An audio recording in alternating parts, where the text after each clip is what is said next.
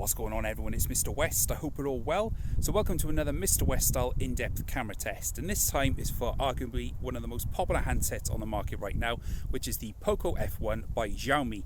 It's causing a bit of a stir in the market due to its low price and high specs. It's the lowest price handset on sale right now with a Snapdragon 845 processor, and this particular model has 6GB of RAM and 128GB of storage, and is available for around about £350 in the UK. So starting off with the front-facing camera, this is a 20 megapixel fixed focus unit and also has electronic image stabilisation.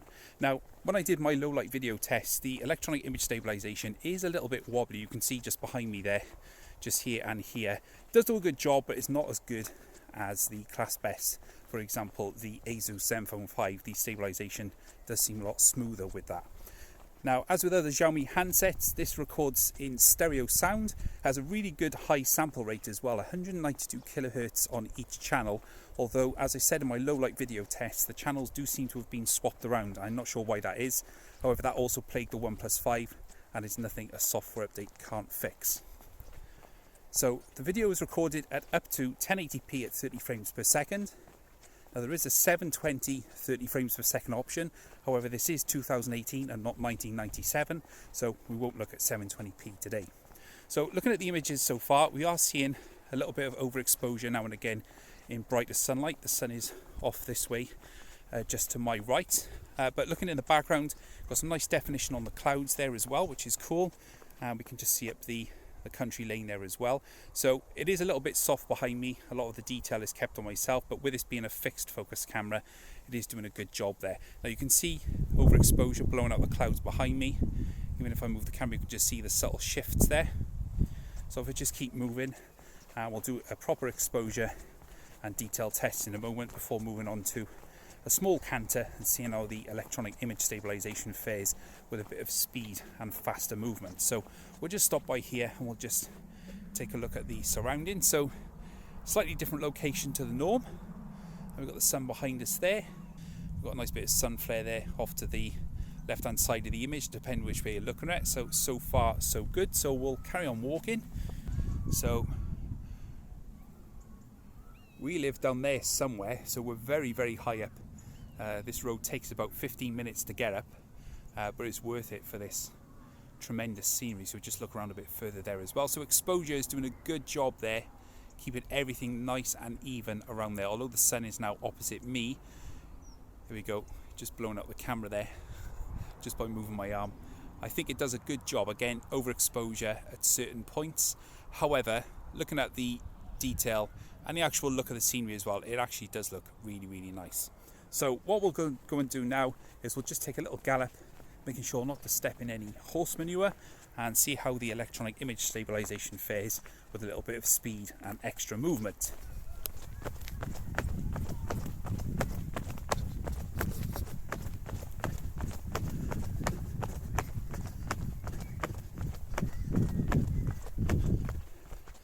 So you let me know what you think.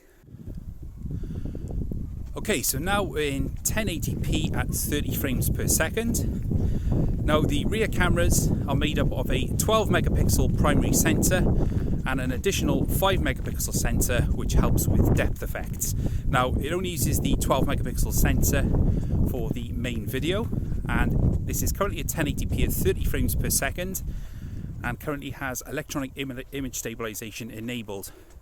Now, as with most phones, when you're actually looking at the image, you can't see the electronic image stabilisation at work. However, when it's played back, everything looks fine and dandy. As with the front-facing camera, you get stereo sound, again with that 192 kHz recording quality. And from my tests, the sound is excellent, really full-bodied, and also nice and crisp in the top end as well. Now, looking at the rear camera, it doesn't seem to be blighted by some of the overexposure issues that you get from the front-facing camera. Again, this is auto HDR and also has autofocus as well in video mode. And so far so good. It is a bit off-putting seeing the image wobbling around like it does. And when you actually use this mode, you will notice when you switch to it that there's a slight crop. That is necessary for the spare areas around the edge of the video for the phone to do the cropping and then the stabilization in software.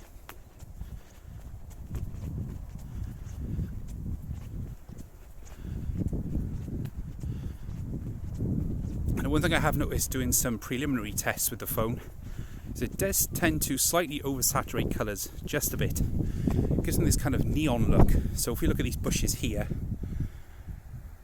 I can see just normal green bushes, but they tend to have kind of a day glow character to them, which is a little bit strange. It's quite pleasing to the eye, don't get me wrong, but it is something that I've noticed, especially looking at brighter areas of sky where it's just one primary colour. So we're just going to take a stop by here. I will just take a look at the surroundings and see how it handles detail and also exposure in different scene.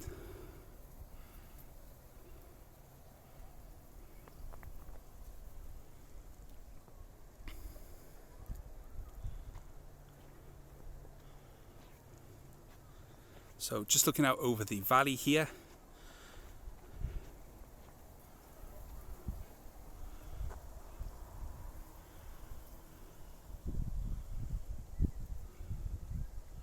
And that looks really, really nice. I mean, the detail in the clouds is fantastic. Got some really good dynamic range there. Not the best, however, it does look really pleasing, and for most this will be absolutely serviceable and absolutely fine. We have to remember the value prospect here. This phone, even in its top tier configuration, comfortably undercuts the base model OnePlus 6. And you have to argue that, you know, this is the OnePlus 6 video is not £100 better than what we have here. So that's that part there. So we're just going to go into some brighter areas now, just straight at the sun and see how the exposure copes. And look at that, what a champ. So the sun is hidden slightly by that tree, but we get none of the exposure issues that you get from the front facing camera. We've got nice even exposure across the whole image, even when pointing directly at the sun. So okay, you could argue the sun is kind of hidden behind that big tree there, but even if we just move straight into the sun, we're not getting any blowout of exposure or changes, just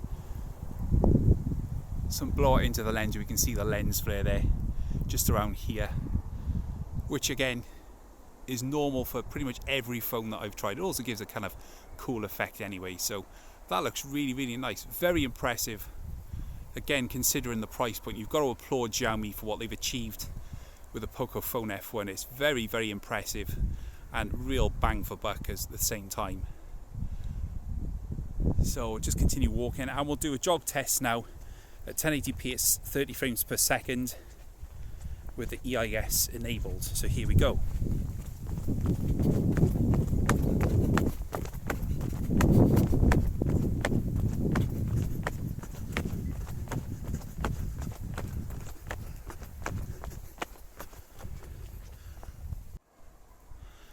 Okay, so now recording in 4K at 30 frames per second. So if you have a compatible monitor, or if you're watching on a higher resolution mobile screen, then you should and may be able to get the benefit of the extra detail in this mode.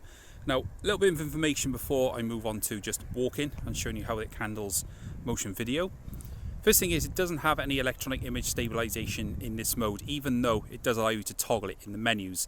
Now, the next video will be a full camera real-time point of view UI demonstration, so I'll show you all of the menus in that. However, just wanted to mention to you that you don't get the option even though it's been switched on. Additionally, it's a little bit curious that we haven't got any 60 frames per second modes, not even in 720p. Now, again, this may be due to price constraints, but we all know that the Snapdragon 845 is more than capable of doing at least 1080p at 60 frames per second, if not also 4K at 60 frames per second, albeit at a slightly lower time capture of around about 5 minutes. A little bit disappointing, and I think it's probably something which could be activated in a further firmware update, but for now we're stuck with 1080p at 30 frames per second and 4K at 30. I just wanted to make you aware of that in case you're wondering where those part of the tests are. So, trying to keep a steady hand, but also just trying to demonstrate exactly the kind of video that you're going to see in this mode. And again, it's very hard to determine what the detail is like. Again, we kind of got these day glow colours again, looking at the side of this tree. It does look quite nice, I've got to be honest, but it's not exactly colour accurate, which, take it or leave it, may not be a problem to you or I, but it's just something I wanted to point out as part of the test.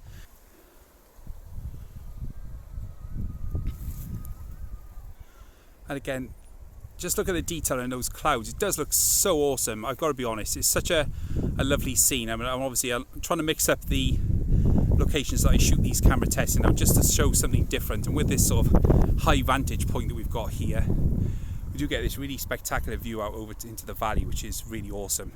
Okay, so let's do a exposure check now. So the sun is kind of hidden behind a cloud here. So again, just look at that. This is a sub £400 handset, handling changes in exposure like a complete champ. I've got to say, I mean, just looking around here, you know, doing a great job with the different patches of blue sky we've got here.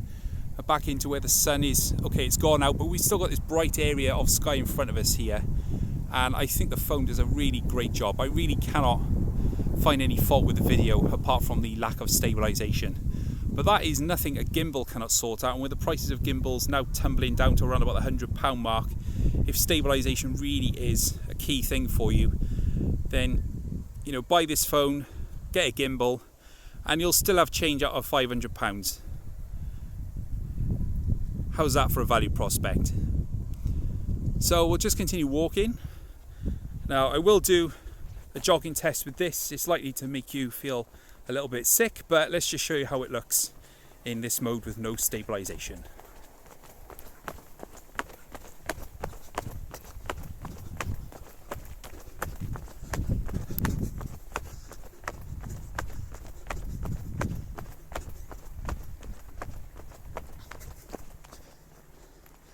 So there we go. I'm no Mo Farah or Usain Bolt, but it's just a demonstration to show you how that looks without the stabilisation being offered. It would be great for Poco to offer a firmware update to activate those features, and they say that they didn't give those features because when they reached out for user feedback, that wasn't important to them. And I get that, again, for the target demographic. You know, this is mainly squared for the Indian market, where value is king. And, you know, if serviceable, good quality video takes precedence over really good image stabilization, then cool, I'm all for that. For comparison, this is much better video than what the Asus ZenFone 5 does. Easily. The ZenFone 5 suffers from very sporadic exposure issues and also very warped image capture. So in addition to the 4K and 1080p mode, you also get what is termed in these settings as high frame rate. So you can record at 120 frames per second or 240 frames per second in 720 or 1080p, which is a great option. It is literally, it records in slow motion, and obviously the degrees of slowness, that's not even a word, allows you to see slow or slower motion in the video. So I've prepared some clips which will be coming up on the screen now, and even when attaching the phone to the windscreen of the car and just capturing some of the scenery on the Welsh roads coming back from Gatwick Airport earlier, does a great job. Again, slightly oversaturating the sky, but good focus, and the detail is great.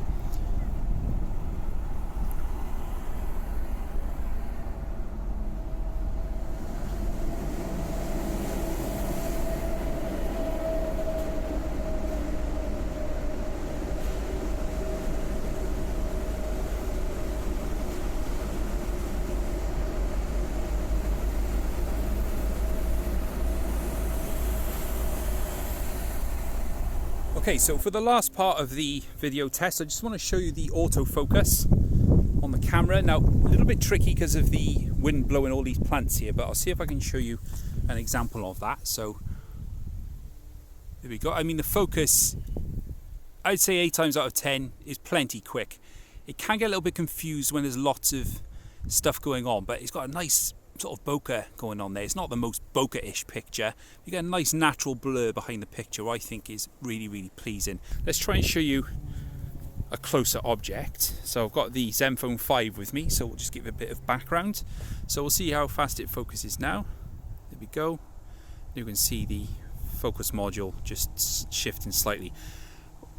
Sometimes not the smoothest focus. You can see it's kind of wobbles in and out there as it just tries to find its focus on the scenery. But on the whole, I mean, you know, it's like I say, 8 times out of 10, it looks absolutely fine. And again, you're getting good detail edge to see how much infinity we've got, so we can get a good deal close to the object. I mean, you can pick out the details there of the nasty cheap case that Asus supplies with this phone. So that is, I mean, that is close. So that is good. I mean, that bodes well. So, I mean, I think Xiaomi, you know, with a bit of work and a spit and polish with this camera, this could be a really good video capture device. I really wish I had some stabilisation, but as I said, buy a gimbal. You can buy them very cheap now. And even the cheapest one does, you know, a decent job of stabilising your images. But I've got to give it to Xiaomi and the Poco team. They've done an excellent job, I think, in providing a really good all-round package for video and photos. The next video test, as I said, will be a real-time point of view demonstration of all of the menus, and also a live demonstration of how the camera actually works in action as well. So that's it, everyone. That is the end of my Poco F1 video test. Any questions you've got or any comments you've got about what you see in this video, please let me know in the comments. I will do my best to get back to you as soon as possible. We can see that kind of exposure shift there from the front facing camera. And you let me know what you think could be improved. Obviously, I've given you some pointers throughout the video, but to your eyes, this video test is for you guys, so you can see exactly how the Poco F1 actually performs in a real-time environment. I think it's great. There is work to be done, but you know, it's what's serviceable and what is usable for the price point. And I think it does a perfectly good job of rendering decent video with a few little caveats. So that's my Poco F1 video test. Thanks very much for watching, guys. My name's Mr. West, and I'll catch you guys later.